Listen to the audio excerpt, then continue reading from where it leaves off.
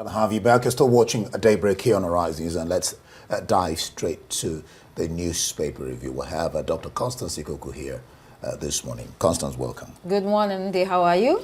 Well, thank God. And Nkechi, it's Friday. It's Friday. Thank God it's Friday. Thank God it's Friday. Okay, to look at the papers with us this morning, we have Eniola Akinkuotu.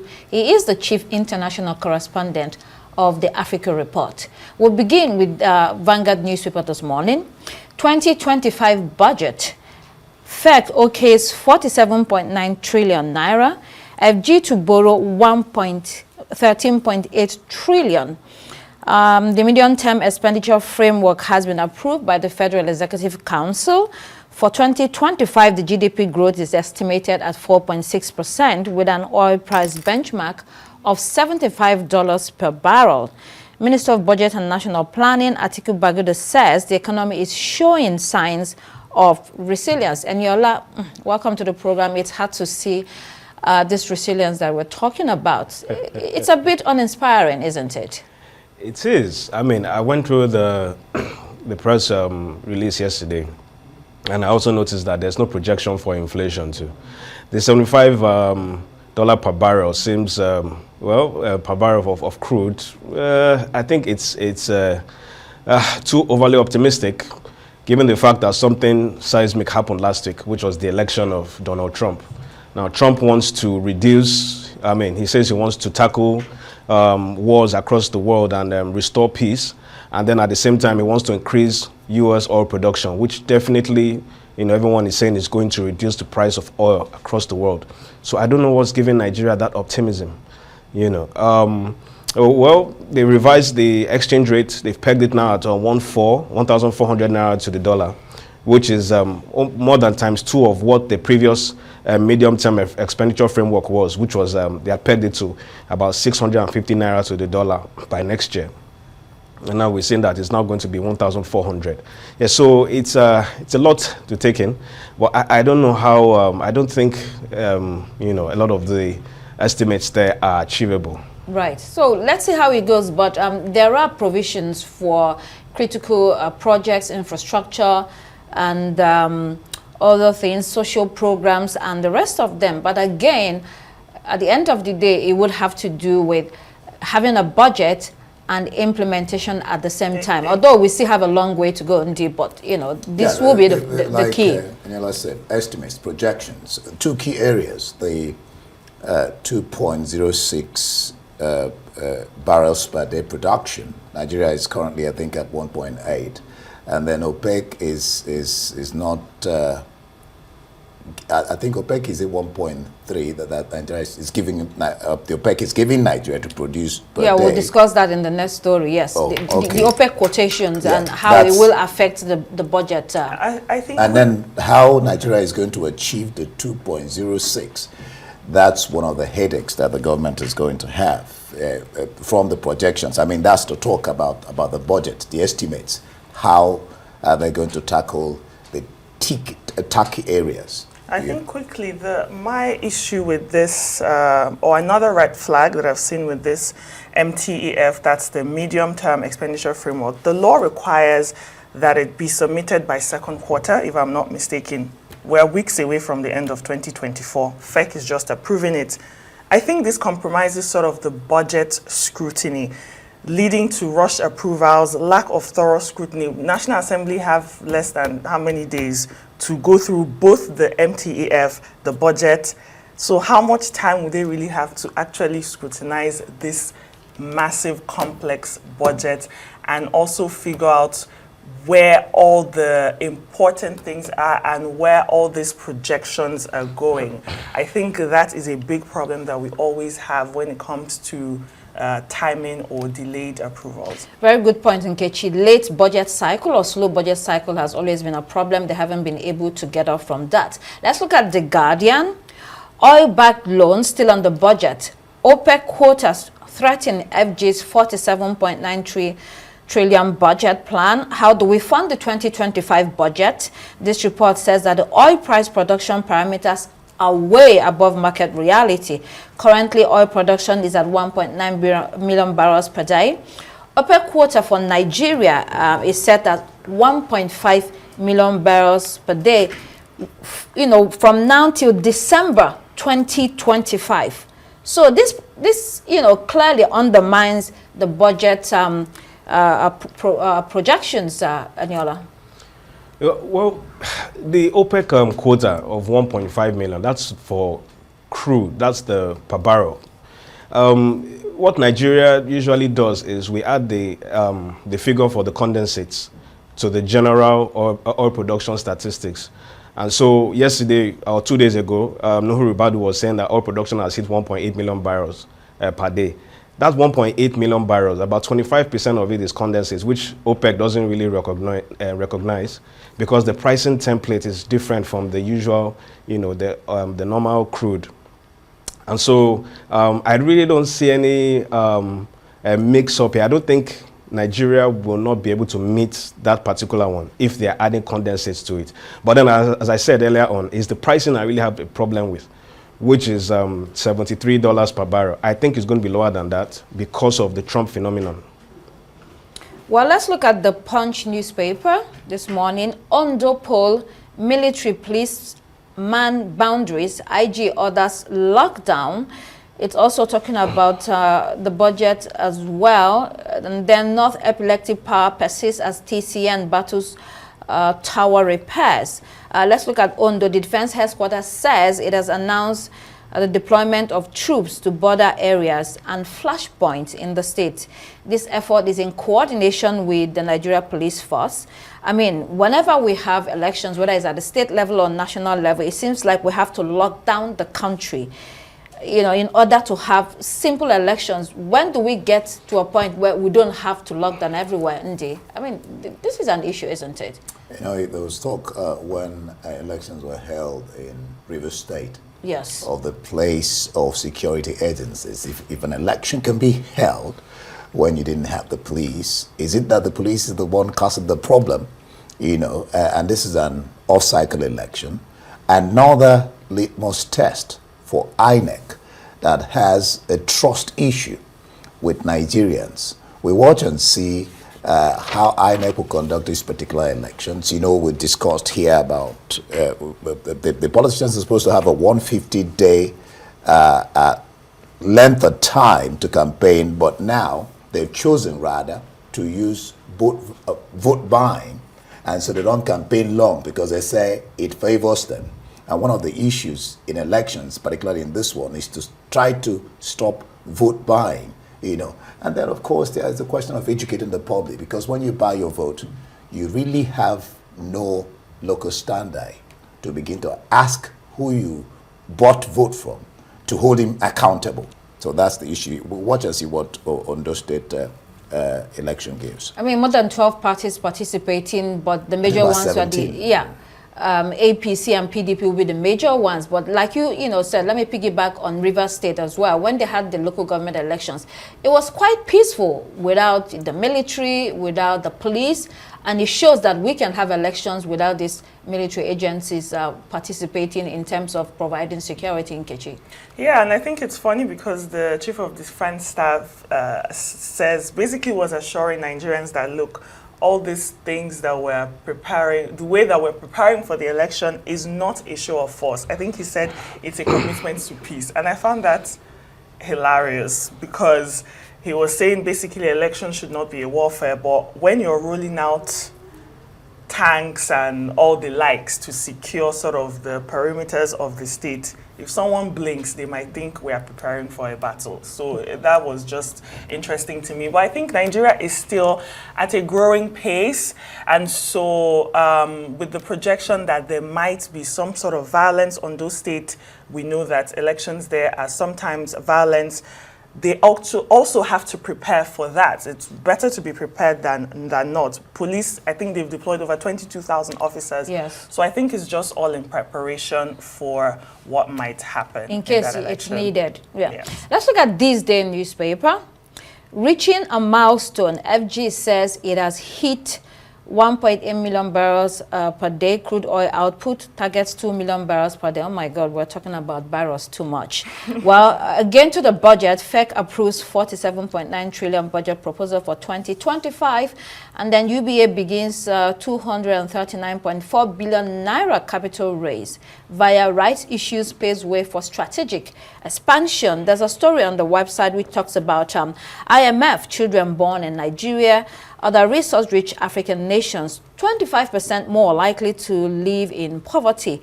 This is contained in a report themed Growth in Sub-Saharan Africa is Diverging. At the same time, it also says that 9 of the world's top 20 fastest growing economies this year are in, Africa side of the Sahara. I prefer to call it Africa side of the Sahara.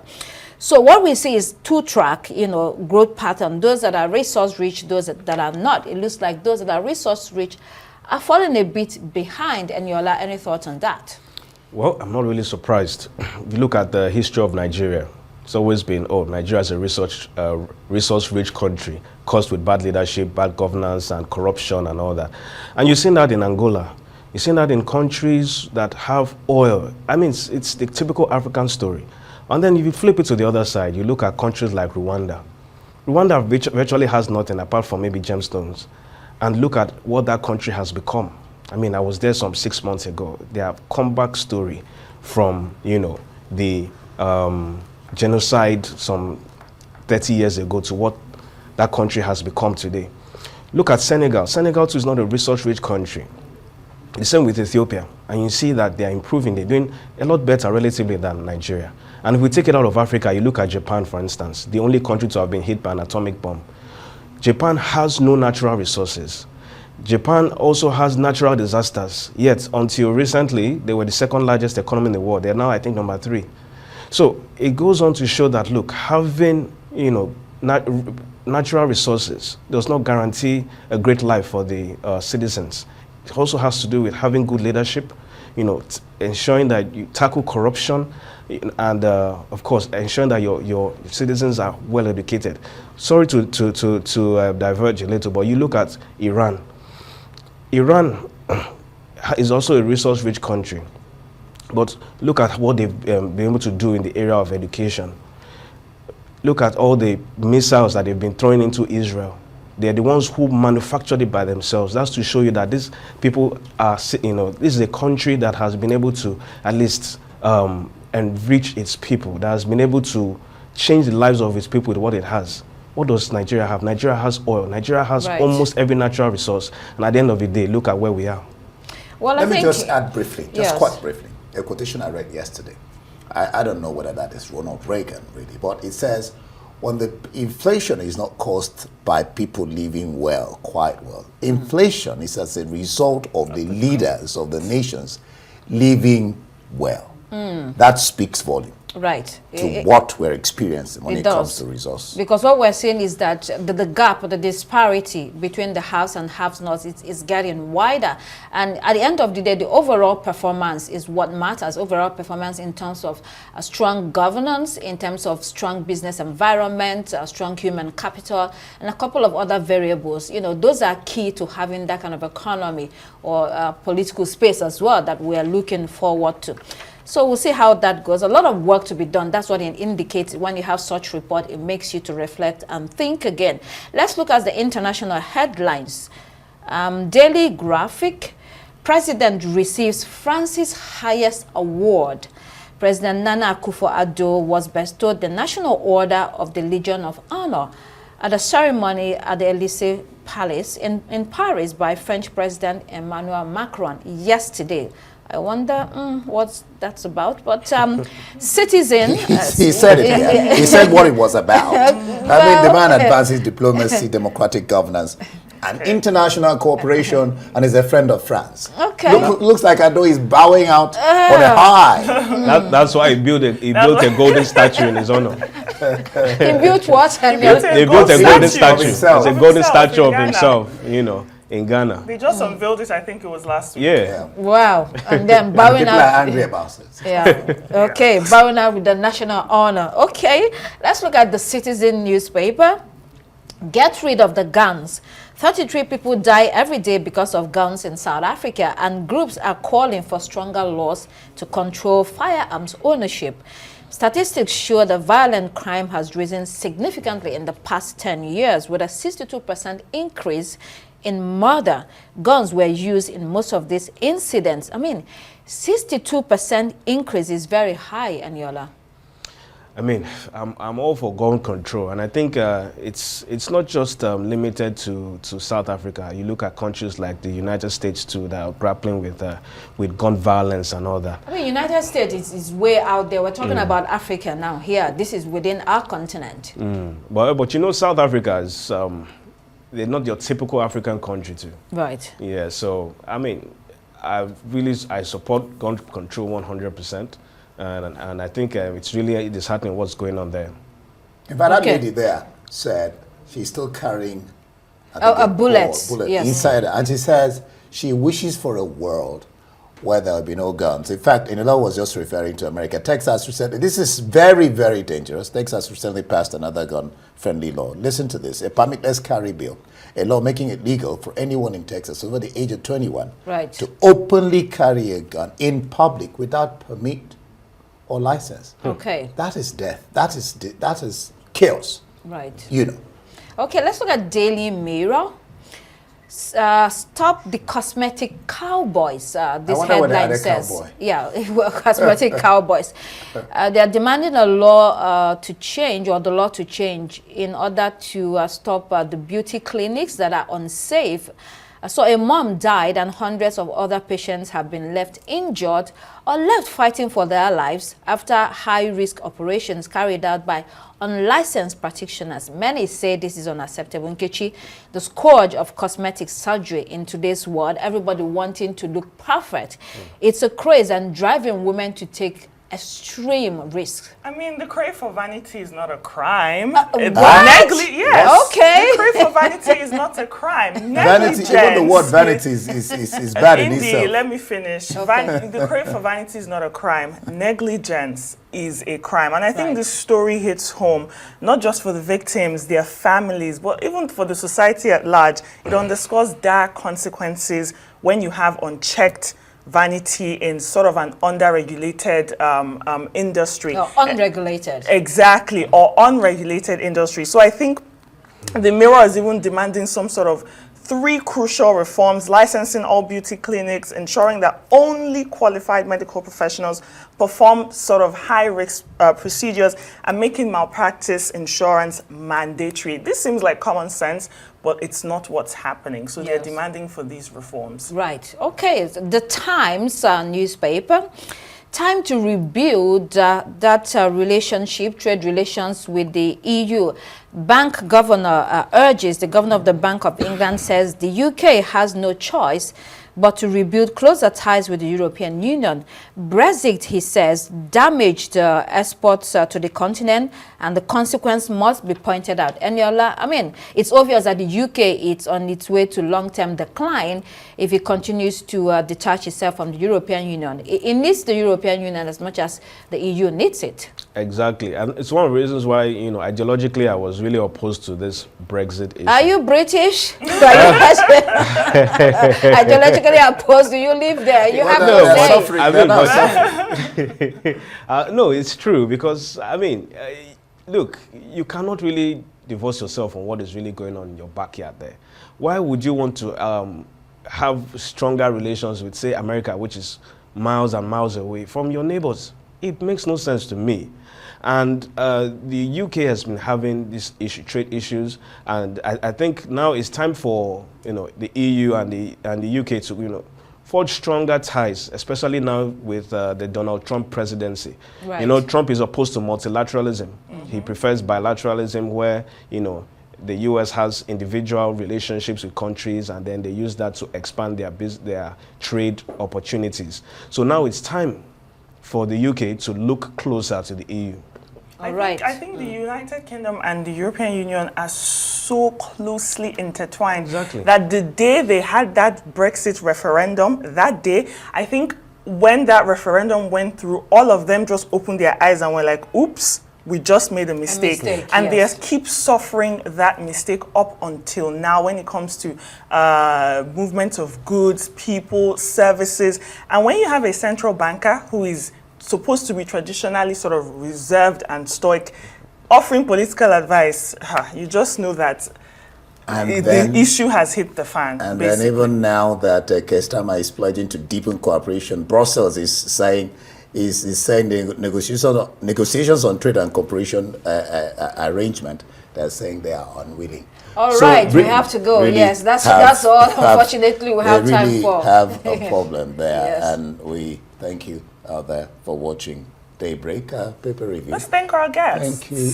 Yeah. Dr. Constance Ikoku and Eniola, Eniola of King-Kotu, course. who came in this morning, even though he's sick. Thanks for being here with us. Thank you. All right, that's all we have for you here on Daybreak. Up next, it's the morning show. Goodbye. I am Nkechi Nana.